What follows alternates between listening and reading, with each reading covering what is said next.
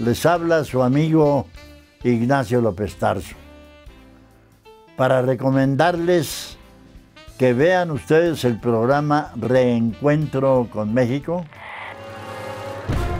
En nombre del grupo Por un País Mejor, le damos la más cordial bienvenida a este esfuerzo que realizamos para rendir tributo a mexicanos y mexicanas del ámbito artístico, cultural, político y académico.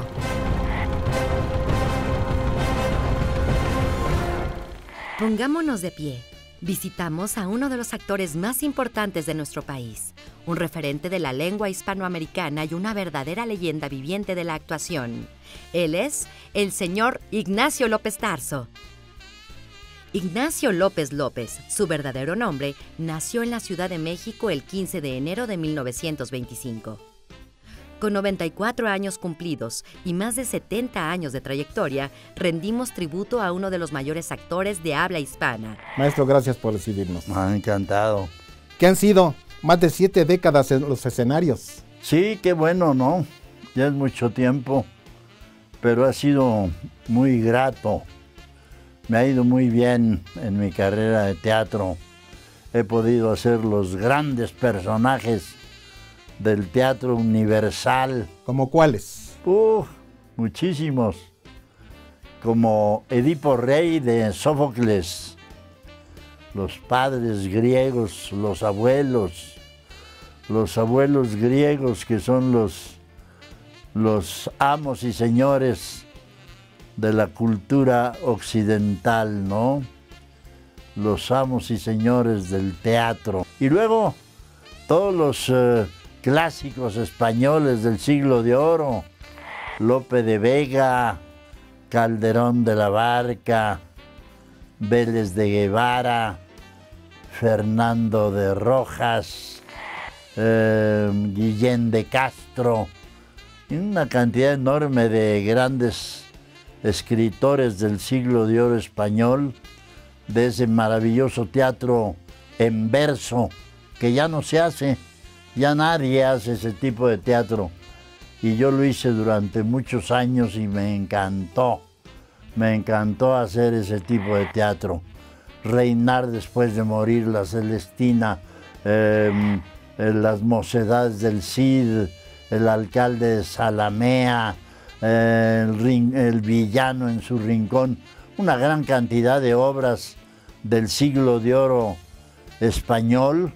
Maravilloso, con Álvaro Custodio, con Ofelia Guilmain, con Augusto Benedico, con Guillermo Orea, con Amparo Villegas y con el maestro Custodio, con Álvaro Custodio, que fue el que creó en México el teatro clásico español de México. Me gusta mucho el teatro, lo disfruto muchísimo.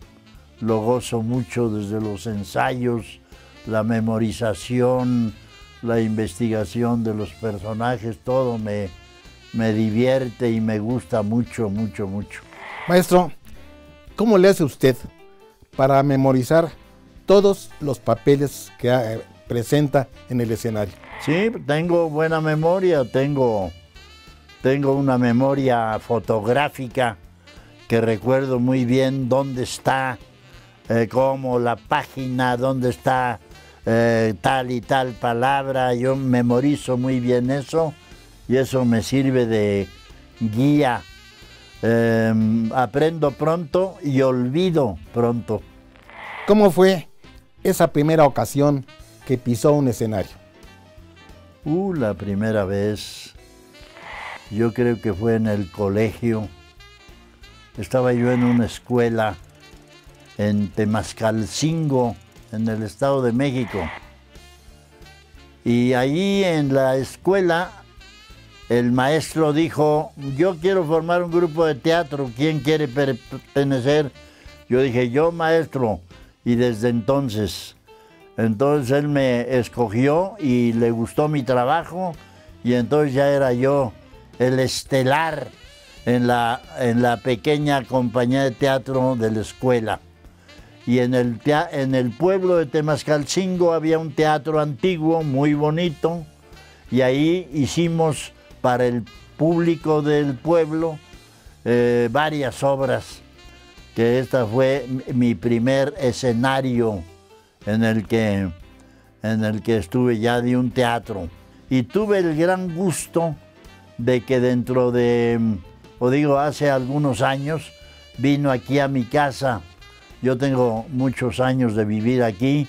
Vino a mi casa el presidente municipal de Temascalcingo, donde yo había estado, y me dijo: yo soy el presidente municipal de Temascalcingo, supe que usted fue al teatro de Temascalcingo la primera vez que pisó un escenario.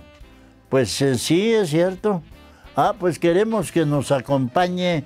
Venía con unas personas de la presidencia municipal, me presentó con ellos, que se venga usted con nosotros, vamos a Temascalcingo, porque lo está esperando allá el pueblo para ponerle su nombre al teatro donde usted se presentó por primera. Qué bonito, maestro. Y entonces me llevó y le pusieron mi nombre al teatro con una gran fiesta ahí, hubo un comelitón muy rico y tomamos pulque, que se hace muy buen pulque por ahí. ¿Le gusta el pulque? Sí, me gusta. ¿Curado o blanco? No, blanco, yo lo prefiero blanco, pero el curado también es muy sabroso. ¿Cómo nace? El curado de tuna. Sí, de tuna, claro. ¿Cómo nace su vocación por la actuación? Pues casi de chiripada, ¿no? Porque yo leía mucho, durante mi juventud leí mucho. Y hubo una época en que me interesó mucho la poesía y cayó en mis manos un libro que me gustó muchísimo sobre poesía mexicana y un poeta en especial que se llamaba Javier Villaurrutia. Y Javier Villaurrutia fue mi primer maestro de teatro. Yo lo leí, me gustó tanto que cuando me enteré que era maestro de la escuela de teatro, fui a buscarlo. Me presenté, le dije: maestro, leí este libro, me gustó muchísimo de usted, supe que es usted maestro en esta escuela, vine a conocerlo y a que me firme este libro, que ya soy un gran admirador de su poesía. Y me dijo: ¿y qué haces? Pues nada, estudié esto y yo he andado por ahí, hice teatro en Temascalcingo y esto. ¿Por qué no te quedas como oyente en mi clase? Y me quedé como oyente y ahí me quedé, en la Escuela de Teatro de Bellas Artes, que en esa época estaba en el tercer piso del Palacio de Bellas Artes. Todo el tercer piso del Palacio de Bellas Artes era la Escuela de Arte Teatral del Instituto Nacional de Bellas Artes. Entonces esa fue mi primera escuela. Ahí estuve 3 años, los primeros 3 años, con el maestro Villaurrutia. En el segundo año el maestro se murió muy joven, tenía 47 años, y en un diciembre, creo que el día de Navidad precisamente, de un síncope cardíaco, una cosa así cardíaca, murió muy joven. Y yo seguí en la escuela con otros maestros, con Salvador Novo, con doña Clementina Otero, con el maestro Fernando Wagner, con el maestro André Moró, el maestro Moró, que por cierto fue la primera vez que yo vi esa obra maravillosa, Cyrano de Bergerac, que es teatro en verso, francés, del final del teatro romántico francés. Él la hizo en francés en Bellas Artes. Yo me quedé extasiado, yo dije: ojalá que un día pudiera yo hacer ese personaje maravilloso. Lo pude hacer. ¿Cuándo? Con el Seguro Social, unos cuantos años después, en 62, con el Seguro Social, en esa época del Seguro Social, en donde don Benito Coquet, como director del Seguro Social, tenía la filosofía de que la seguridad social no solo debe cuidar el cuerpo, sino el espíritu y la cultura. Y entonces él formó una gran compañía de teatro pues no clásico todo, pero hicimos Shakespeare, hicimos Molière, hicimos los griegos, en fin, Edipo Rey, allí lo hice con el Seguro Social.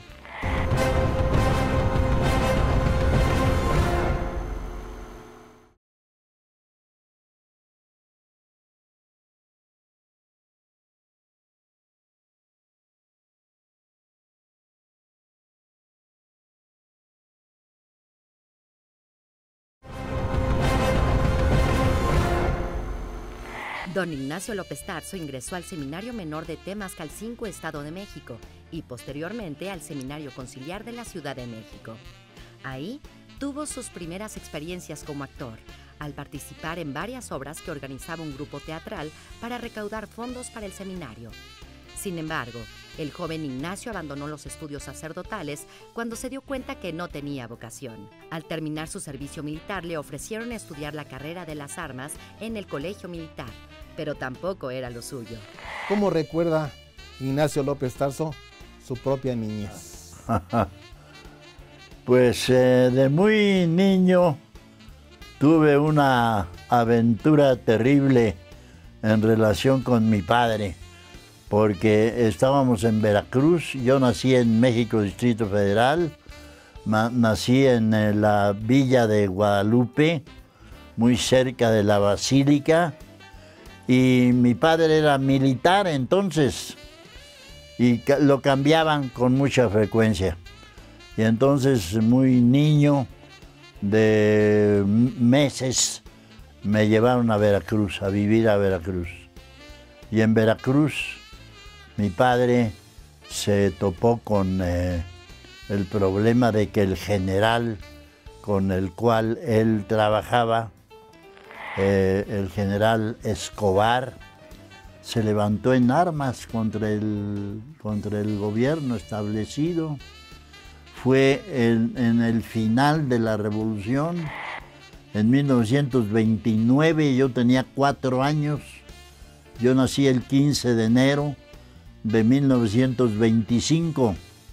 Tenía 4 años cuando en Veracruz el general Escobar se levantó en armas contra el gobierno federal.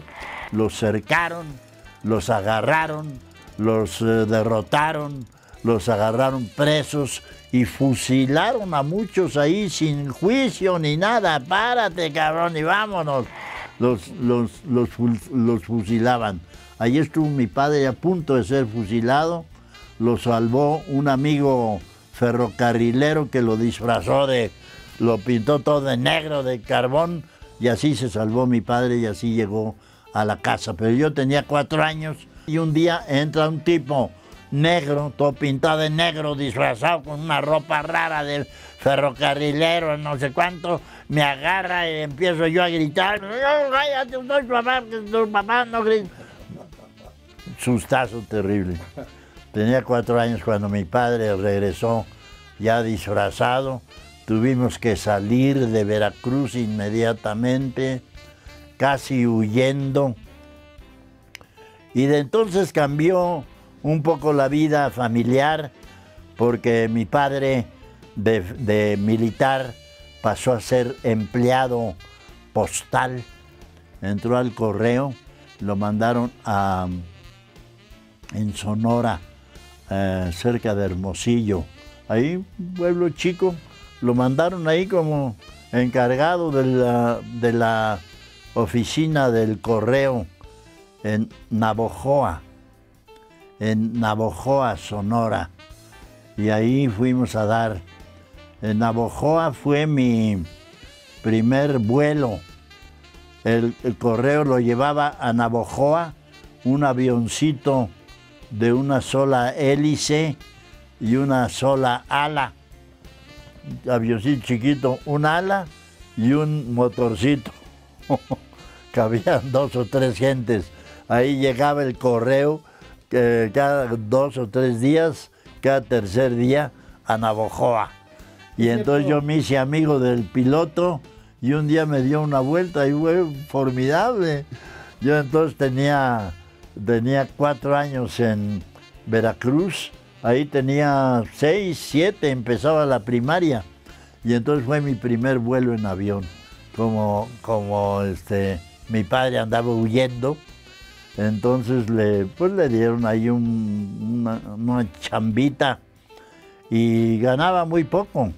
Estuvimos en Navojoa, después ya lo pasaron a Hermosillo, después de Hermosillo a Guadalajara, de Guadalajara a Valle de Bravo, y en Valle de Bravo ya se jubiló mi padre como empleado postal.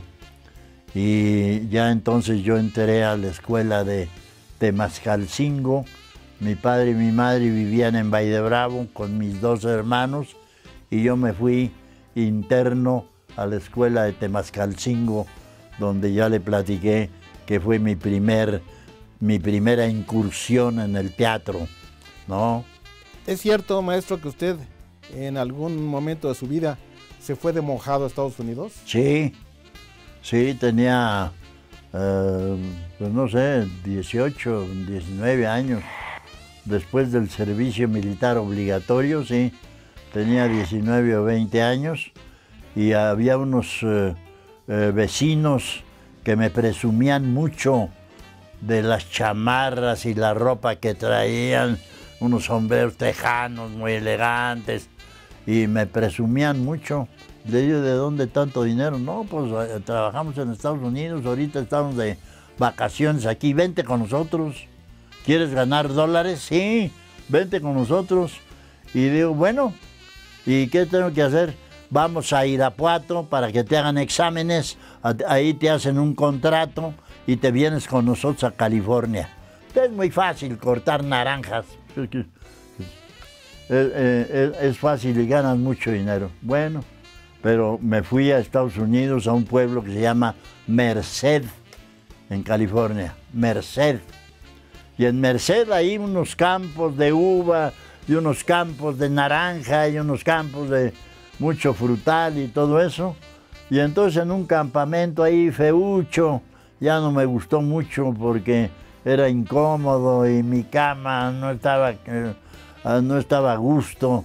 Y luego me caí del árbol, me fracturé la espina dorsal y con la espina dorsal fracturada me mandaron a México con un como chaleco de yeso para que me operaran acá. Allá no me operaron. Me dieron $20, me metieron en un tren de tercera clase, ¿verdad? De bancas de madera y eso, y me mandaron a México con $20 en la bolsa. Regresé con la espina rota, ya con un malestar terrible. Aquí me encontré con un prodigio de doctor que se interesó mucho en mi caso y me cuidó mucho, el doctor Velasco Cimbrón, que era un gran especialista en cuestiones de huesos, y él me salvó la vida. Me hizo una operación de 8 horas, me puso de mis propios huesos, me sacó una astilla así de grande de la rodilla al tobillo. Luego me dijo, ahora sí ya. Me voltearon, me abrieron desde el cuello hasta la cintura y 2 aberturas horizontales. Me abrieron como si hubiera sido una res.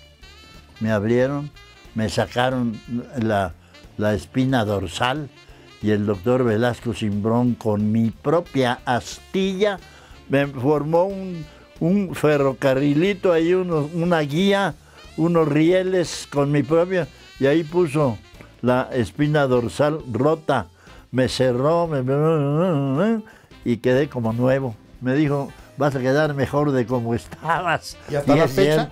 Hasta la fecha, maravilloso. ¿Y cuánto le cobró? Nada, todo perfecto, hombre. Nunca tuve ninguna molestia, nunca tuve ningún dolor, nada, absolutamente nada. Y con todo mi movimiento, no perdí.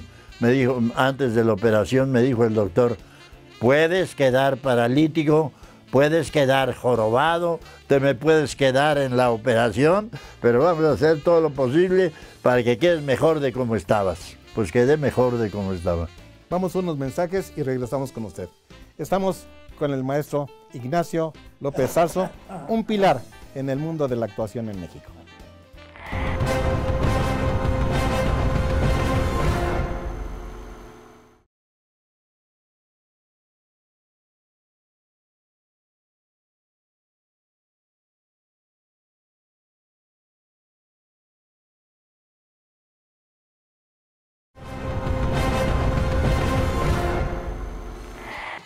Ignacio López Tarso participó en presentaciones al aire libre, en plazas y mercados. Gracias a su talento, recibió el apoyo de Javier Villaurrutia, Roberto Rojas y Salvador Novo. Maestro López Tarso, usted también fue seminarista. Sí. Este colegio que le mencioné ya de Temascalcingo, en el Estado de México, entré al Seminario Conciliar de México, de la Diócesis de México. Estuve ahí en Temascalcingo 3 años. Allí estudié latín, principio de griego, estudié humanidades, estudié poesía, estudié teatro. Y luego me pasaron aquí, a Tlalpan, donde vivo ahora, aquí cerca de mi casa, al Seminario Mayor, donde ya me iban a hacer algo que se llama la tonsura, que te hacen una ruedita aquí en el pelo, en el cráneo, y te dan las primeras órdenes de diácono, subdiácono, y ya con cierta obligación con la iglesia, ya es un contrato para ser sacerdote, y a donde ya no quise llegar. ¿Por qué? Porque no tenía vocación, yo no entré al seminario para ser sacerdote.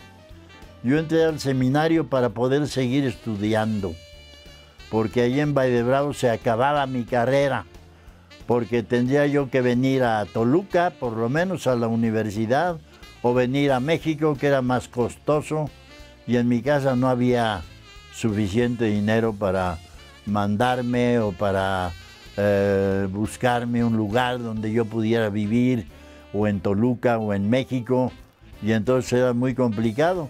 El cura del pueblo, que era amigo de mi papá, me dijo, ¿por qué no te vas al seminario? Ahí hay muy buenos maestros, ahí hay muy buen ánimo de muchachos que se levantan muy temprano y que hacen ejercicio, y te vas a divertir mucho. Y sí, efectivamente la pasé muy bien en el seminario, me divertí mucho, hice mucho ejercicio, jugué fútbol, fui portero, fui delantero del equipo de fútbol del seminario. Me querían mucho las monjas, había unas monjas muy bonitas, muy guapas, unas monjitas que atendían al seminario de alimento y de atención, de ropa y de todo eso, eran monjitas. Y entonces yo me hice amigo de muchas monjitas. Ahí me hicieron lector oficial del seminario. En el refectorio, que es el gran comedor, un refectorio para 600 muchachos que comían al mismo tiempo, 600, de modo que en absoluto silencio, y a mí me nombraron lector y me trepaban en un púlpito a la mitad del refectorio con un libro. Ahí aprendí a tener buena dicción y a tener emisión de la voz. El padre que me nombró el lector del seminario me decía, te voy a dar unas cuantas lecciones, porque yo he sido orador, he sido predicador en la iglesia. Ella era el director de la escuela, y me dijo, yo te voy a dar unas clases para que sepas hablar y que tu voz se oiga lejos, y que modules bien, que abras bien la boca, y la A, y la O, y la O. ¿No? Y ahí me dio mis buenas clases el maestro, se llamaba el maestro Concepción Hernández, y todos le decíamos el padre Chon.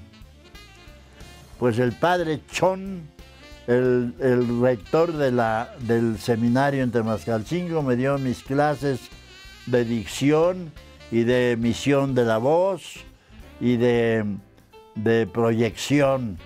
Y me subían al púlpito y mientras mis compañeros comían, yo leía Vidas de Santos, una cosa que se llama el martirologio romano, que están ahí la vida de todos los santos y todo eso, y leía todos los días a la hora de la comida.